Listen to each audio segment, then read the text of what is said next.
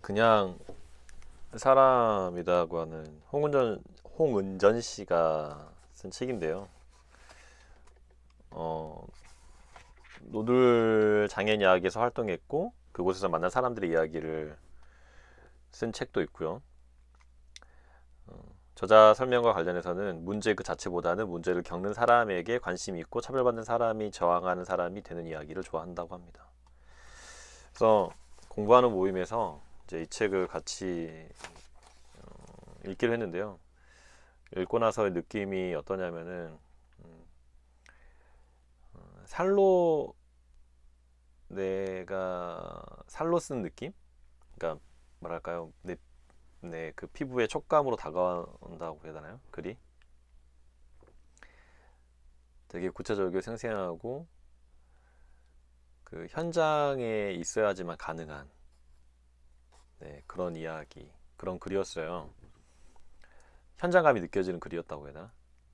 내가 그 자리에 있었을 때 나는 어떤 느낌을 겪게 되는지 뭐 이런 느낌이었어요. 그냥 나누고 싶었습니다. 그냥 사람이라고 하는 책을 읽으면서 뭐 이런 생각 들었거든요. 아, 정말 삶의 영역은 다양하구나.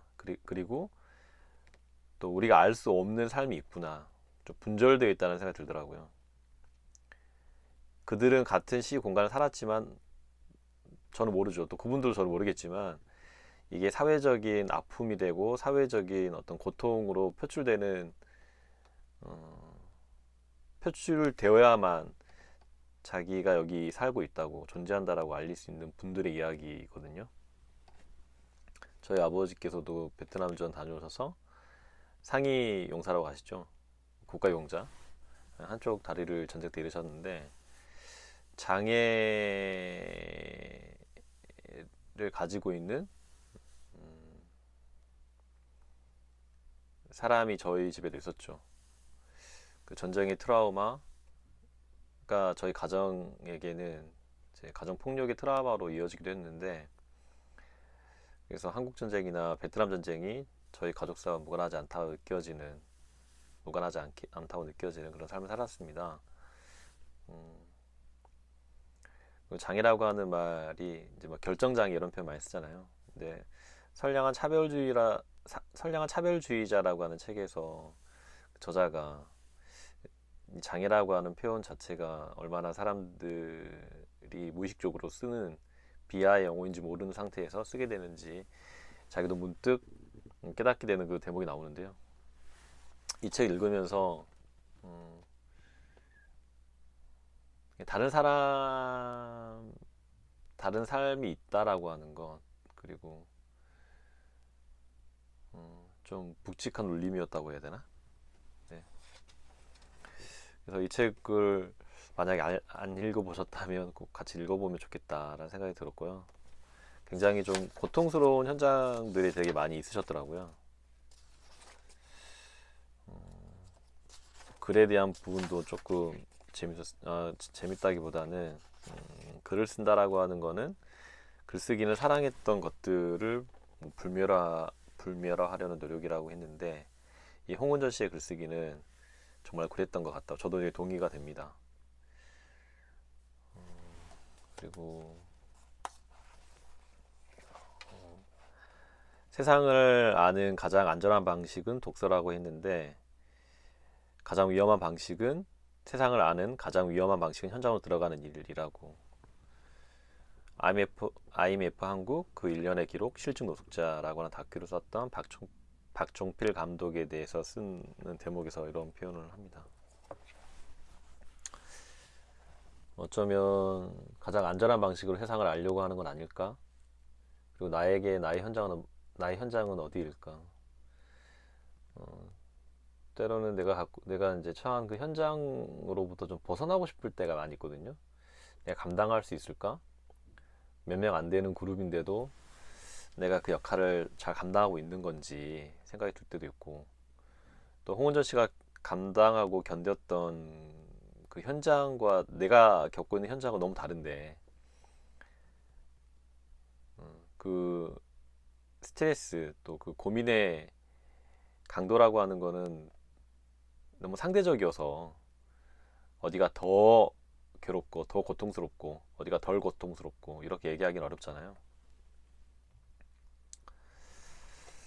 네. 그리고 저는 이제 이 책을 읽으면서 가장 이 책은 결국은 단절과 연결에 대한 주제가 아닐까라는 생각이 들더라고요. 시설은 단절을, 핸드폰은 연결을 의미하는 것이다. 이 대목이 나오거든요. 그러니까 장애인들이 그 시설에 이제 갇혀 살잖아요. 이제 거기서부터 탈시설, 그 시설부터 나오는 것이 얼마나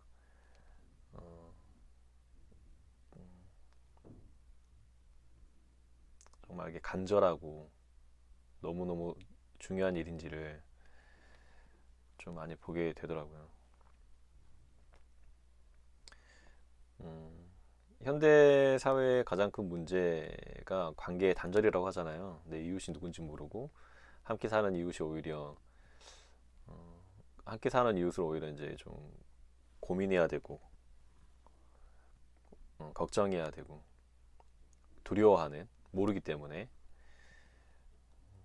어쩌면 연결을 얘기하지만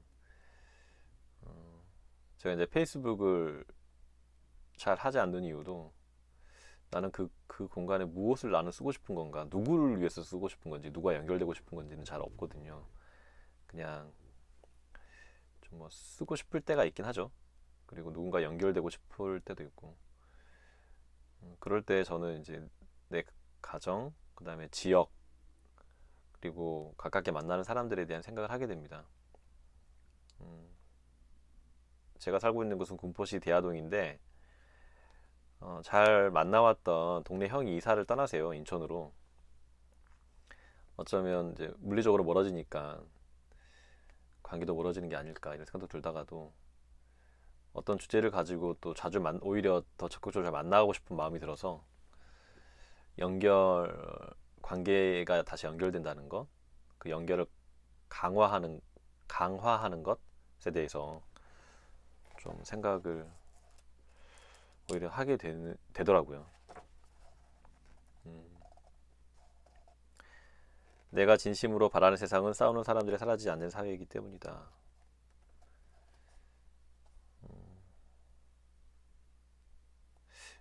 모난돌이 정 만든다고 뭔가 문제가 있거나 그걸 이제 고발하거나 지적하는 사람들이 꼭 있기 마련이잖아요. 근데 만약에 그런 사람들이 없다면 사회가 어떨까? 그 조직이 어떨까?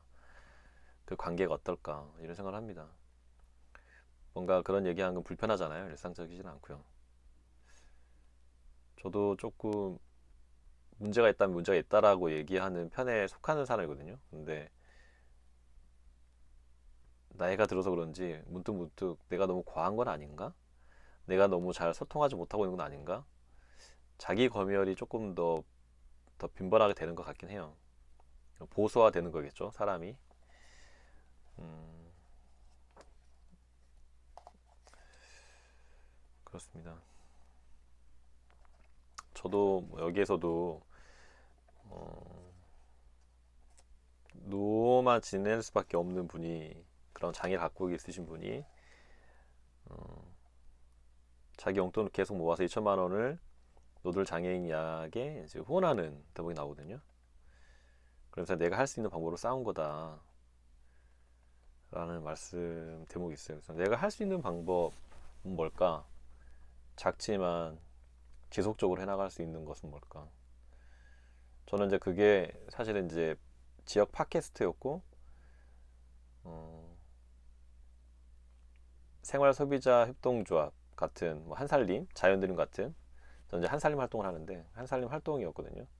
거기에 어느 정도 뜻이 맞는 분들과 함께 지역의 문제를 발굴하고 함께 해결해가는 관계망이, 저는 그래도 이제 한살림이 되게 그나마 건강한 생애비라고 생각했기 때문에 활동을 하고 있어요.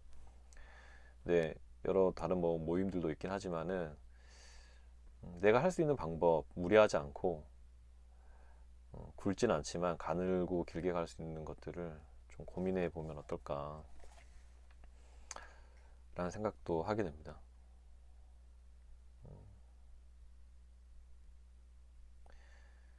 싸우는 사람들이 사라졌다는 건 좋은 사회의 증거가 아니라 그 사회의 수명이 다했다는 징조인 것이다. 이런 표현인데요. 네, 굉장히 글들이 되게 묵직해요. 울림이 있고요. 어떤 운동이나 어떤 단체에 대한 후원을 요청하는 글들이 많이 있는데 말 그대로 이렇게 요청을 합니다. 자기의 이야기를, 사회의 이야기를 자신의 관점과 자신의 언어를 쓰고 그거를 굉장히 좀 담백하게 요청을 하거든요. 그런 삶을 살 수 있었기 때문에 가능한 게 아니었을까. 그리고 좀 제가 살고 있는 삶에 대해서 좀 멈춰 서세요. 멈춰 서세요. 그리고 한번 생각해 보세요. 그리고 당신의 지금 삶은 어떤지, 당신의 관계망은 어떤지, 당신이 만들어내고 있는 글과 말은 어떤 건지 한번 돌아볼 필요가 있지 않을까요? 라고 정중하게 요청하는 글 같아요. 그래서 가장 보통의 사람이 보통의 삶을 사는 게 가장 어렵잖아요. 그런 것 같아요. 굉장히 너무 이제 주부의 삶도 마찬가지듯이 보통의 삶이고 누구나 하는 삶, 누구나 살아가는 삶이기 때문에 그냥 보통의 삶으로 여겨지지만 굉장히 많은 노력이 필요한 거거든요. 그리고 그렇게 살아가는 데는 누구 하나 주목하지 않지만 그 삶을 그냥 그렇게 살아가고 있는 분들이 굉장히 많으신 거죠. 보통의 사람이 되고 보통의 삶을 사는 것, 그냥 사람으로 사는 것, 그리고 그 자체의 가치가 좀 인정이 되고 좀 소통이 되면 얼마나 좋을까. 저도 이제 주부 아빠로 살고 있는데 주부 아빠로 살면서 느껴지는 여러 단상들이 많이 있습니다. 뭐랄까요, 나의 어떤 사회적인 위치, 그러니까 명함으로 상징되는, 소통되는, 사회적으로 소통되는 명함이 없는 것, 그리고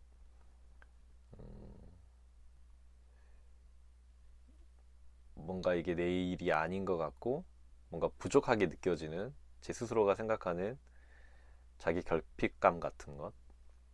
그런데 그 굉장히 소중하잖아요.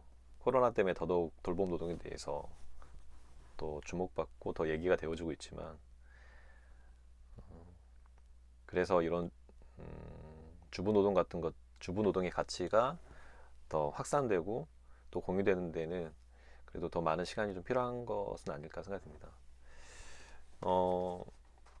차별받는 현장에서 쓴 글들이지만 우리 일상에서도 여전히 이제 양산될 수 있는 그런 차별에 대해 생각해 볼 수 있는 글이고요.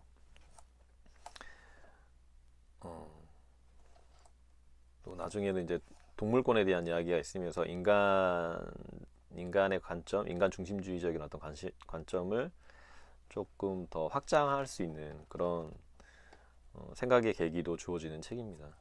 꼭 한번 일독을 해보시기를 바라는 마음으로 순간 핸드폰을 열어서 녹음을 해보았습니다.